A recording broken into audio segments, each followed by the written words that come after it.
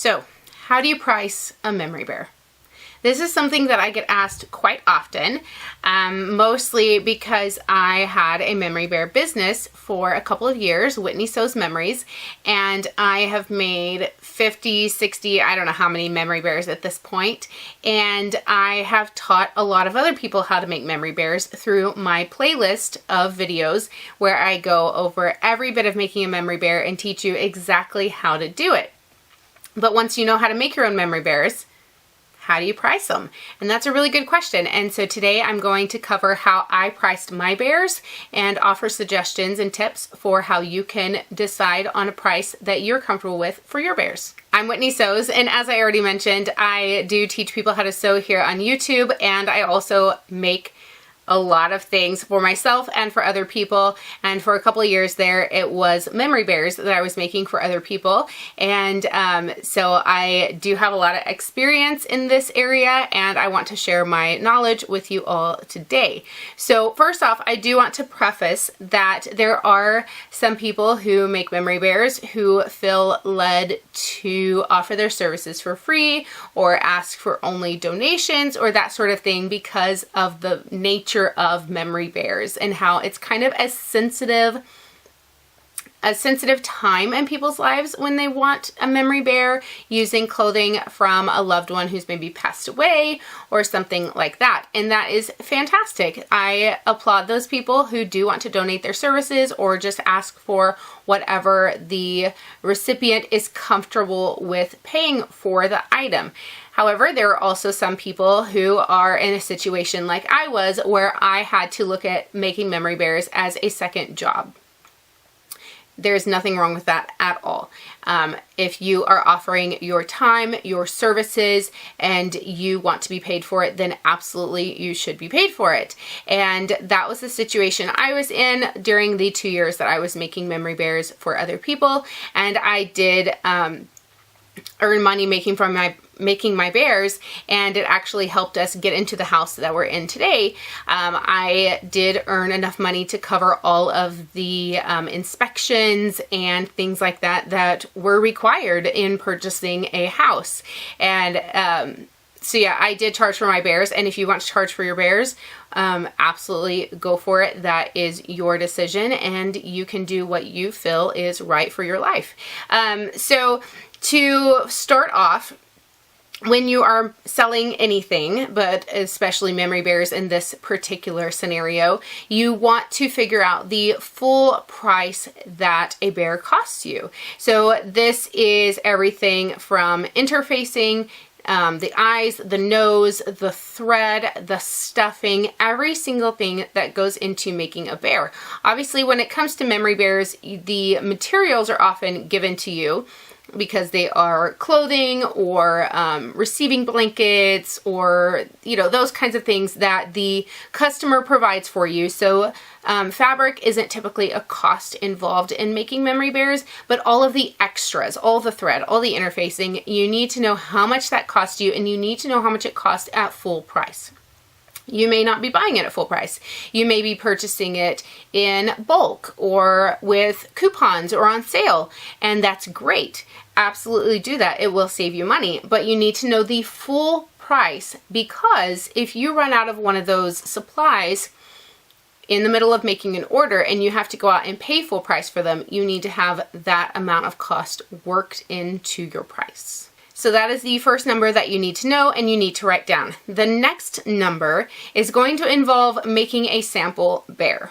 So use some old clothes you don't care about, use some fabric yardage, whatever you have, and make yourself a bear and time every single step of it. That includes figuring out the cutting layout, what's going to be cut from each garment, interfacing your fabrics, actually cutting your fabrics. There's the sewing, the stuffing, the hand finishing. Every single step of that takes your time, and so it needs to go into figuring out exactly how long it takes you to make a bear from start to finish. Then you'll need to decide on your hourly rate. When I was making bears, about 5 years ago, I think, when I quit making bears, and my rate at the time was $10 an hour. That's something that I felt was a good price for me, a good rate for me in the part of the world that I live in.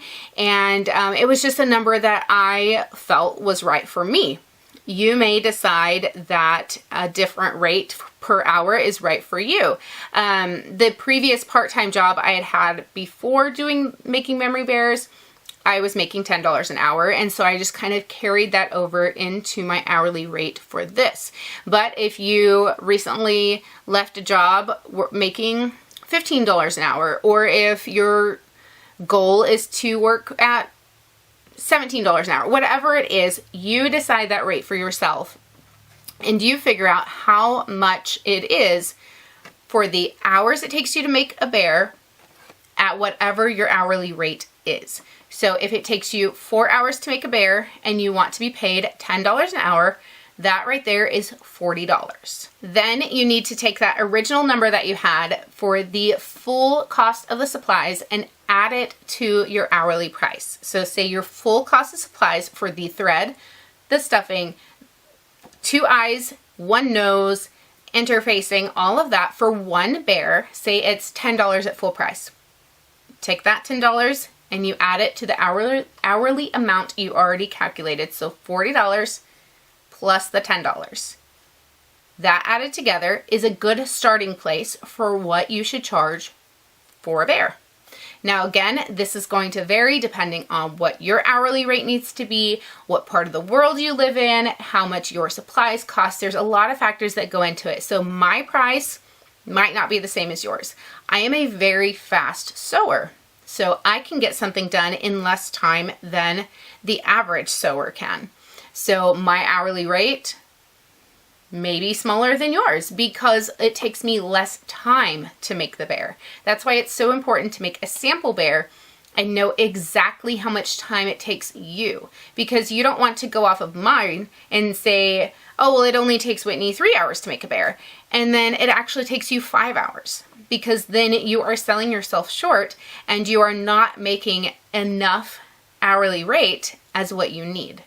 This same kind of math can apply to any kind of product that you are wanting to make, be it a purse, a quilt, whatever it is that you're making. You can do the same type of math and figure out how much your supplies cost, how many hours it takes, how much you want to be paid per hour, and add it all together to get the price that you should consider as a good price for that product. Obviously, there are still other factors. If you have any overhead, maybe you're renting a studio space, you still have to factor those kinds of things into your price, but this is a good starting point. If you are making multiples of an item, say you have an order for 3 bears from all of these same materials, you can work them kind of assembly line style. So you can cut all of them in one setting. Then you can sew all of the heads together in one setting. You can sew all the arms and legs together in one setting. And you can even chain piece them, which I did a short video about chain piecing recently. And if you haven't seen that, I will link it down below. This helps you sew faster and more efficiently. It wastes less thread between, because you don't cut your stitches in between the pieces, and it can help you sew faster, and this can give you a little of ease time. And that way, if something comes up and one of the bears takes a little extra time for some reason, you've saved yourself a little bit of time by assembly lining the rest of the parts, and so you're still fitting within the hourly amount of time you've allotted yourself for completing this product. Now for a little bit of more info on just how I used to do bear orders that might be useful for you. I found it helpful to only open up a certain amount of number of orders per month. So I would look at my schedule and I would figure out my times that I could work on bears. And so it may be I had a whole afternoon on this day, I maybe had a whole Saturday over here, and then like 2 hours on this day, and you know, I would kind of go through my schedule and figure things out and figure out how many hours that was total, how many hours it took to make a bear, and I would decide, okay, I can make 6 bears this month, or I can make 8 bears this month. And I would open up only that many number of spots. And so I would post on my Facebook page and say, okay, the spots are open. I can take 6 bears. And so they would fill up that quick. I would get orders immediately. And then once the spots were closed, I would put the rest on a waiting list. That way I would know that I could for sure complete those orders in that month. And I knew people would get their product, their memory bear back in a timely fashion, and I wouldn't get overwhelmed. And then if I did finish early, like if my schedule was lighter than I thought it was, and I finished all my bears a week or two ahead of time, then I could open up a couple more slots. And the way I did that is everyone on the waiting list would move up. So if I had a couple of people on the waiting list that needed, 1 or 2 bears, I would contact them right before I finished the previous order, and I would let them know, hey, my schedule opened up.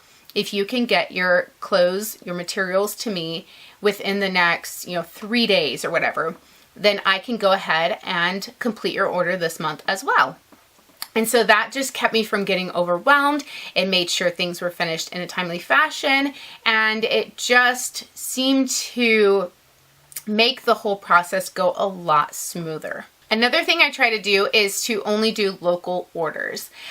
This worked out really well for me personally because my whole memory bear business started when I made a few memory bears for a friend just as a gift. They had a family member pass away, and I was working on something else with the clothing and decided, why not try to make a memory bear, and just, if it turns out, I'll give it to them as a gift. If it doesn't turn out, I just won't tell them that I used the scraps for this. It worked out well. I made several bears for them, and then they told their friends. They posted the pictures, they told their friends wanted to order. So I made bears for their friends, and then they told their friends, and they wanted to order. And so I quickly filled up all my spots with local people, and it was really, really easy to do just based off word of mouth, because if you deliver a product, a bear that is well made and that people treasure and value, and they can see that you did good work, they're definitely going to tell their friends about it, and they're going to promote you, and just out of kindness, really. And so the reason I wanted to do local orders, because I definitely had people outside of my local area asking for orders, but I tried to avoid out-of-town orders because I wasn't comfortable with mailing precious things in the fear that the mail system could lose them, because that required people to mail clothing to me that was very sentimental to them. I make the bears and then I mail the bears back to them. And I was so concerned that the mail would get lost somehow, or the box would get damaged and the items would be ruined, and then there is no fixing that. There is no making that up when it was something sentimental and treasured to begin with. So just something to keep in mind. I know there are memory bear companies that work with, only through the mail system and all of that, but I just personally didn't feel comfortable with that, and so I only did a very limited number of out-of-town orders, and it was actually for just a few viewers of mine. They were people who had known me through my YouTube channel and had been following me for quite a while, and so I did do a few orders for them, but outside of that, I stuck with local orders only. And then it was easy because I knew the people, or I knew a friend who knew them, and so I wasn't I wasn't worried about like meeting up with someone, because I knew exactly who knew them, and I knew that they were a safe person to meet up with. And in a public place, I always met in a very public place to get the clothes and then to return the bears, so it was all safe. And yeah, so just keep that in mind as well. If you are doing local orders, you want to either know the person or know someone who knows the person, if at all possible, and then try to meet up in a very public place if you don't know them. And that way you stay safe, and you're just watching out for yourself. in the process. I hope this has been helpful. I know that when I made memory bears, it was a very special time getting to make each unique bear and just capture those memories and those treasured moments for the families I was making the bears for. And now I've been able to pass on so much of my knowledge to you all through my tutorials, through this video. And I just hope that it's been helpful for you. And let me know in the comments below if this video has been helpful. And until next time, happy sewing.